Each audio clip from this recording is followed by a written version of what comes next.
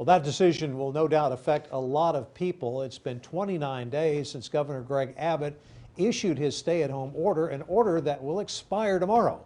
Today, we're focusing on three groups of people in particular who will be affected by that decision.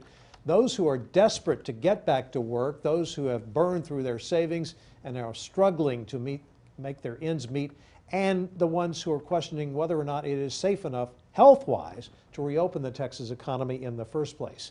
The Texas Workforce Commission is fielding millions of phone calls.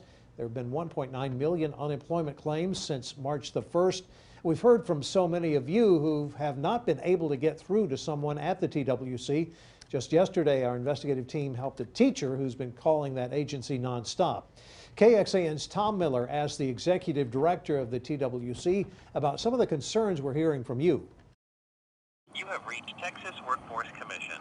We apologize, but due to... Why has it been so difficult for people calling TWC to actually get a human being on the phone? Yesterday, we received over 2 million calls to our 8 call centers. Now that's about 61 calls a second.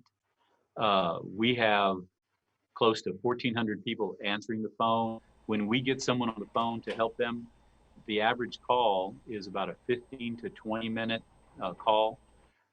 So it's just the sheer volume that makes it impossible. What are employee rights if you don't feel comfortable going back to work? Maybe you have a pre-existing condition, or perhaps you have a child who's no longer in school or daycare. Can you keep getting those unemployment benefits? We're not going to automatically end your benefits if you don't take a suitable job that's offered to you. We know there's going to be exceptions. We're not going to cut people off because you didn't accept suitable employment. We're going to look at each of those situations on a case-by-case basis. Texas is going to start reopening on Friday. Where are the jobs right now? What industries are hiring people who've been laid off?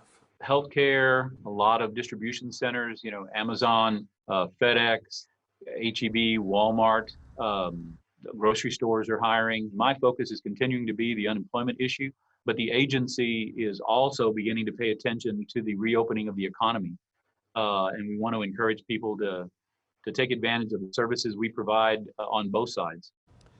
And Cerna tells Tom that the TWC is working with the governor's office to put out guidelines to help folks understand what they are entitled to when it comes to unemployment benefits during this pandemic and returning to work.